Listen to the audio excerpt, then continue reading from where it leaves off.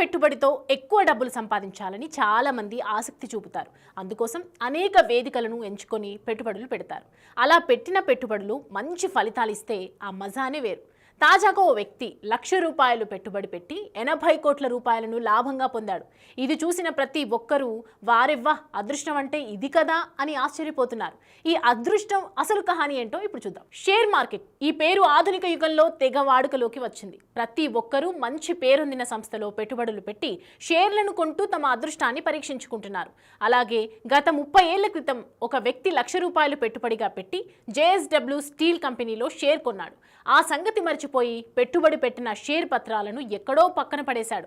కొన్నేళ్ల పాటు దానిని పట్టించుకోలేదు. అయితే తాజాగా అతని కుమారుడు పాత పత్రాలను వెలికి తీస్తుండగా 1990లో తన తండ్రి JSW స్టీల్ కంపెనీలో పెట్టిన పెట్టుబడి షేర్లకు సంబంధించిన కాగితాలు బయటపడ్డాయి. వాటిని క్షుణ్ణంగా పరిశీలించిన తర్వాత మైండ్ బ్లోయింగ్ అయ్యే విషయం తెలిసింది. తనకు అక్షరాల 80 కోట్ల రూపాయలు ఆదాయం సమకూరినట్లు అర్థమైంది. దీంతో ఏం చేయాలో పాలుపోక ఆనందంలో మునిగి తేలుతున్నాడు. మంచి సంస్థలను నమ్ముకొని వాటిపై అవగాహనతో దీర్ఘకాలానికి పెట్టుబడులు పెడితే అవి ఎలాంటి ఫలితాలిస్తాయో చెప్పేందుకు ఈ సంఘటనే ప్రత్యేక ఉదాహరణ అంటున్నారు మార్కెట్ నిపుణులు. దీనికి సంబంధించిన బాండు పత్రాలు సోషల్ మీడియాలో తెగ వైరల్గా మారాయి.